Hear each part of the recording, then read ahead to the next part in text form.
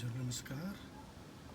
हाम्रो बारीको भेजिटेबलहरूमा यो काँक्रो जुन देखाइरहेको छु, काँक्रोको प्रगति यहाँसम्म पुगेको छ भने अर्को झालमा पनि हेरौँ। यो काँक्रो सम्भवतः दसैँमा के बनाउने भन्छ नि, त्यसको लागि राख्छौँ होला। त्यस्तै यो फर्सी केल के राम्रो भएको छ। अनि यो लौका, यो बोटमा मैले तपाईँहरूलाई जुम्लिया लौका पनि देखाएको थिएँ, त्यो खासै बढ्न सकेन। पातहरू पनि पहेँलो पहेँलो देख्दै हुनुहुन्छ, यो लौका हो, तर यो ठुलो साइजमा आएको छ। अर्को बोटमा अझै राम्रो छ। अनि यो क्याप्सिकमहरू विभिन्न साइजमा अस्ति पनि मैले हजुरहरूलाई देखाएको थिएँ।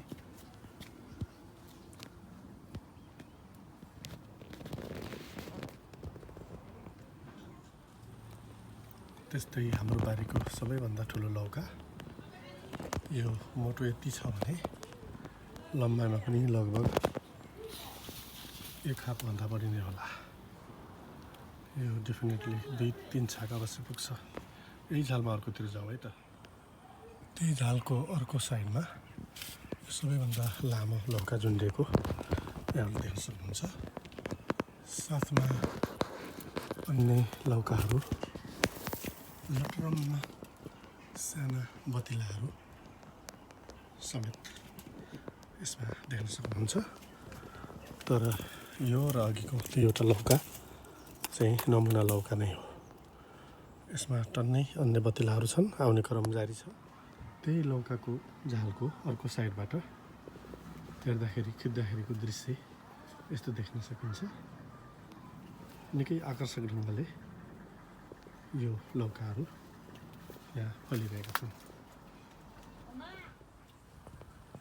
अनि यो लटरममा फलेको खुर्सानीहरू मध्येको लामो टाइपको खुर्सानी, धेरै राम्रो हुन नसके पनि फलेका केही टोमेटोहरू,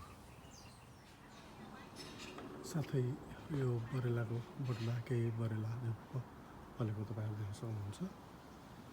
यो एउटा बोट हो भने बरेलाको अर्को बोटमा पनि टन्नै बरेलाहरू फलेका छन्। हामीले 1-2 छाक खाइ पनि सक्यौँ र अरू अझै बढ्ने क्रममै छ। हस् त, आजको लागि यति नै। फेरि भेटौँला। धन्यवाद।